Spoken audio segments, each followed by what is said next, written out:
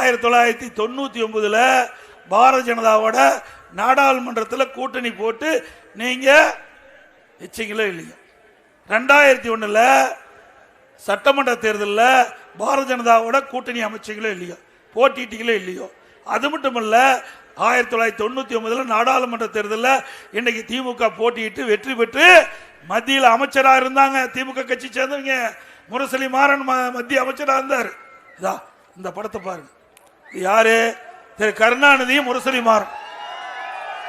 நல்லா பார்த்துக்கிட்டு திமுக இனிமேல் பேசுறதை விட்டுருங்க, என்னை பேசக்கூடாது. இதுக்கு மேல பேசுனா அசிங்கம். இப்போ வாஜ்பாய் இருக்காரு, ஒருத்தர் மைக்க ரெடி பண்ணி கொடுக்கிறாரு, ஒருத்தர் இப்படித்தான் பேசணும்னு சொல்லி திரு கருணாநிதியும் திரு முரசொலி மாறனும் இந்த மதவாத கட்சின்னு சொல்லிட்டு இருக்கிற தலைவர்கள், அவருடைய தலைவர்கள் யாரு?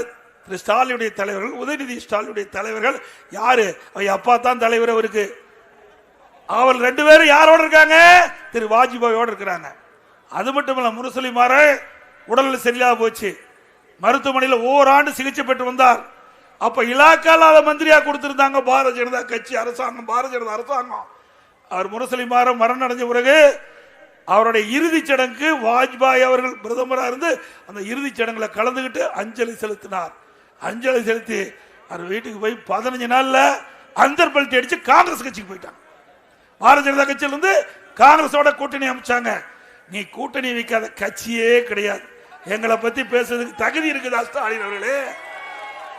நீயும் பாரதிய ஜனதா கட்சியோட கூட்டணி வச்சுக்க, திமுகவும் பாரதிய ஜனதா கட்சியோட கூட்டணி வச்சுங்க, அண்ணா திமுகவும் பாரதிய ஜனதா கட்சியோட கூட்டணி வச்சு, நீங்களும் காங்கிரஸோட கூட்டணி வச்சுங்க, அண்ணா திமுகவும் காங்கிரஸ் கட்சியோட கூட்டணி வச்சு, நீங்களும் கம்யூனிஸ்ட் கட்சியோட கூட்டணி வச்சுங்க, நாங்களும் கம்யூனிஸ்ட் கட்சியோட கூட்டணி வச்சோம், நீங்களும் விடுதலை சிறுத்தை கட்சியோட கூட்டணி வச்சுங்க, நாங்களும் விடுதலை சிறுத்தையோட வச்சோம், நாங்களும் பாட்டாளி மக்கள் கட்சியோட கூட்டணி வச்சோம்.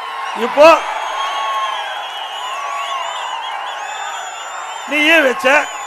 இப்போ அவர்கள் தேசிய ஜனநாயக கூட்டணியில் அவர்கள் இருக்கிறாங்க. நிச்சயம் நம்மோட வருவாங்கன்னு நான் எதிர்பார்க்கிறோம்.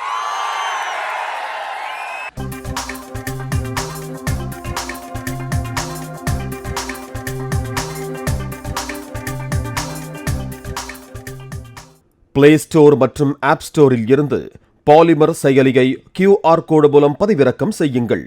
செய்திகளை உடனுக்குடன் பெறுங்கள்.